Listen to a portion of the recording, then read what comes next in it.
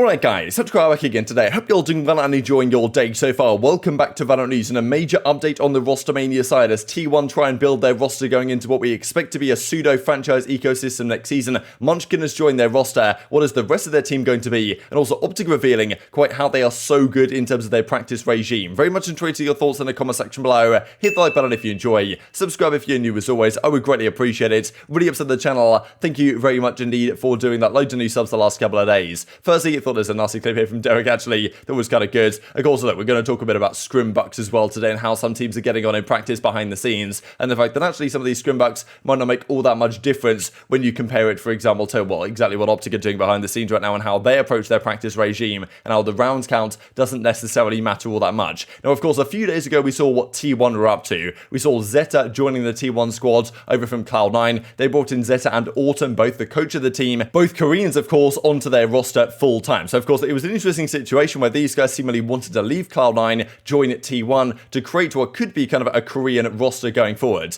Now, the big question is really, like, what's going to happen here in terms of where their roster is going to be located next year? Is it going to be still a North American roster? Is it going to be a Korean roster? But seemingly, like, the Korean players are really what they're targeting at the present time. So Zeta and Autumn come in a few days ago. Very, questionable one from the Cloud9 side. Like, why did they want to leave? Even though Vanity did come out afterwards and said that, like, look, with Zeta, the kind of, maybe the communication and stuff would break down a bit in the very pressure moments. So he felt like their team had kind of reached their ceiling anyway. So maybe with Curry and now, like, they can take a step to the next level, even though, of course, they lost to OpTic just a couple of days ago. But T1, of course, have quite some time to build what their roster wants to be because they've got many months still to figure things out. They're not going to be at the last chance qualified. They're not going to be at champions. They are, of course, going to be, have the ability to play in any of these online tournaments. But, of course, they also do have to wonder, do they want to build their roster so quickly? Because after champions or after Masters 2 or whatever, like, other players might come on the market that they want to build around rather than signing a roster already, although they are certainly continuing on their road. As Zeta said a few days ago, thanks for all the support. I want to keep staying in North America and I will try my best to make a career with this team. And of course, he's going to try and do that alongside other Korean players, the likes of Munchkin. You thought we were done. Munchkin, professional VALORANT for T1, officially joining the roster. He's of course been on Crazy Raccoon for quite some time. He was, I believe, on, not sure why my Twitter is doing this nowadays with the kind of, color glitch here at the bottom here, but he was on the Cloud9 Korea squad, I believe, right back when VALORANT first started and is reuniting with some of the guys in that. So yeah, Munchkin joining the roster. He's been a very big name player really in the Korean region for quite some time, been playing over there. As I say, on Crazy Raccoon, failed to make it though to Masters 1, and as that Munchkin says, we are back together, cNed Korea family, took 2 years for NA to come back, it's time for me too as well. And of course got a lot of reaction in the replies here, understandably so. So really interesting and really cool move I thought for T1. But yeah, the idea that Munchkin stepping into this team alongside the rest of those Korean players, with Steel still there as the IGL, like what is this team going to do going forward? Just looking real quick, if you guys are unfamiliar with this player, Munchkin, in his entire career, he's played a lot of Cypher, but Jet mostly recently. If you look last 90 days, he's basically just played Jet here, fought the Crazy Raccoon lineup, of course, losing in the playoffs to Zeta Division, for example, here, Crazy Raccoon, for their chance to get to Masters. But yeah, possibly a fully Korean roster might be what they go with, but probably still is going to stay as the IGL. So I'm kind of confused what their plan is going to be here, T1, because that is the thing. They have an awful lot of time to figure out what their roster wants to be and, how they want to play things for next season, because right now they have Zeta, of course, Munchkin still is still there as the IGL. Dynamic was here briefly, but Dynamic, I believe, like, he was never officially signed. He was just kind of trialing with the team. But Thryfo and Pony are staying. Of course, Seven was here, right, who's now having great success over on TSM. So this is currently the team of 5. Now, whether this changes, right, who knows? But the more Korean players they bring in, the more likely it seems that likes of Thryfo or Pony or whatever will eventually find themselves out of the team, and more Korean players will start coming through. Because the fact of the matter is, we don't know where they want to be located next season. They've said North America. They've said they want to stay in North America, but I don't know if that's necessarily the best idea with with the percentage chance they have to actually get that spot. So as Steel says, you guys tried to meme me for months, but I told you we would be back stronger. So probably implying here that yes, Steel has either been given that word of approval that he's going to stay on the team, and if he is, probably they are planning, as I think they've said, to be a North American based team. But of course, one of the key questions is, with all the talking points about next year's effectively franchising, or what they call partnering, as a writer currently describing it with the teams, like there's so many organizations in North America that want to get a spot here, right? You've got OpTic, you've got your Sentinels, 100 Thieves, TSM, like FaZe, LG, for example, they have a lot of resources, the Guards, like there's so many organizations there, NRG, of course, like all the ones that have qualified for the VCT, but in addition to that, you've got the likes of, the teams that didn't qualify,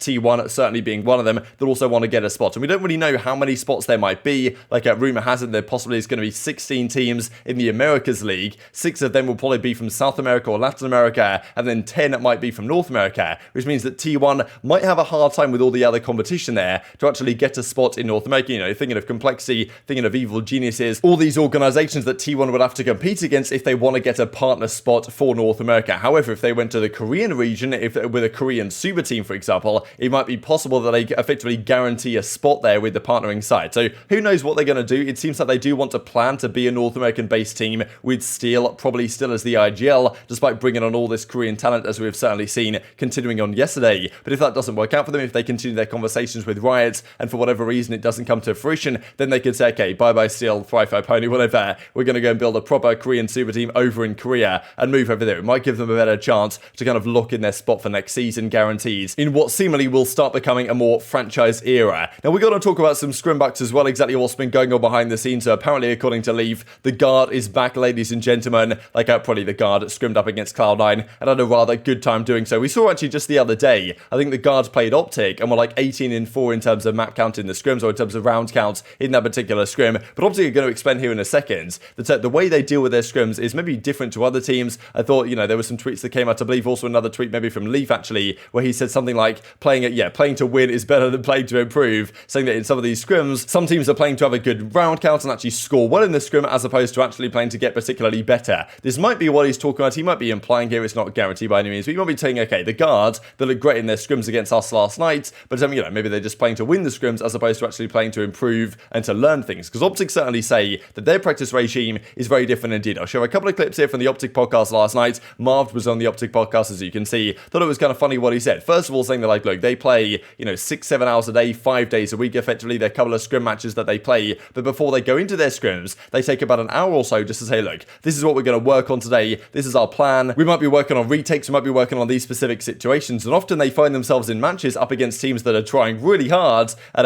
you know, in these particular scrims. And they say, look, we could just run over these guys if we wanted to. But their coach Chet is like, look, guys, don't, you know, it doesn't matter about the round counts. Let's just play deliberately. Like, let's say they might just give up the B site one round just so they can go and retake it, for example, in their scrims, that they might not do in an actual game, but it's good to get practice from that sense. And then he reckons that we could bowl over these teams if we wanted to, but, you know, we're actually trying to practice and get better as much as we possibly can, as opposed to just trying to win as some of these other teams are. We're living in Dallas right now by the NV headquarters. So yeah, we're just chilling.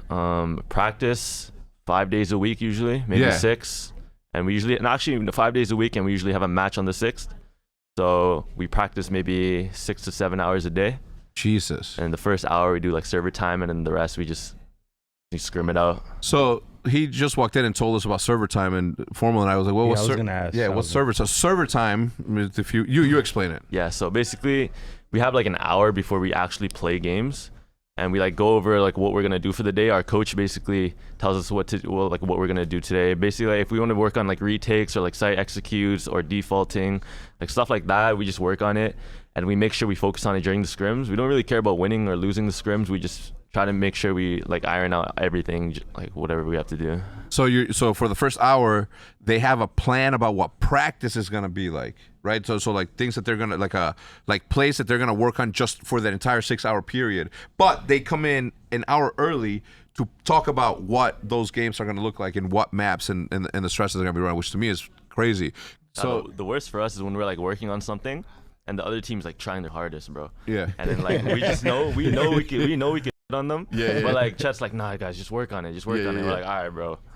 It is what it is. So just the way they seem to be organised in their practice, I'm sure that a lot of other teams already have a kind of similar thing on lock here, but I'm sure some other teams like Sabrosa here from TSM are probably looking at this saying, okay, that seems like a reasonable idea. Maybe we could introduce some of those ideas to our practice as well. And speaking of OpTic, there was a bit of banter here actually, just because as he says, you know, NA, Sentinels are back, as Sentinels beat the guard and the guard beat you. Belief goes, yeah, but the guard beat you guys right in the kind of the playoffs finals in North America. Rise Nation also beat you guys. So that means Rise Nation is back in business. OpTic fraudulent team for real. But as FNS says, if VALORANT didn't exist, I'd be the CEO of the company you'd be sweeping floors for to Shank. So of course, well, it's kind of on the Rise side, kind of on the FaZe side as it is now, but again, not of course starting on the team at the present time. Rise to Copenhagen says yay, but of course, well, they're not really Rise anymore, it's now FaZe, they've kind of joined, and so far this stage they haven't been looking particularly good. And speaking of course of FaZe, wanted to look at some very interesting statistics actually here from WillMind as we close out the video, because this weekend's, well, the group stages are back in action in the North American main event, and of course EMEA as well. We'll look at the matches and the schedule and all that tomorrow. But this is 4 versus 5 round win conversions. When you go down a man, what percentage of those rounds do you actually win? I thought this is rather impressive actually from Cloud9, especially in some of the, well, the top teams. Even Sentinels aren't so bad here with 28% or so. But you can see there's a lot of rounds where Sentinels get first blooded. That's the thing. If you look at a team like xNed or TSM or something, like obviously maybe some of these teams have played less rounds, but a lot of these rounds, like the more numbers you have here on the right hand side, the more rounds you're losing the first kill, which of course is a crucial factor as well. But of course it's also nice to see when you do lose the first kill, which of course is going to happen eventually at some point, like how many times out of those situations can you actually convert. There's a stark difference here between the best Cloud9 xNeds,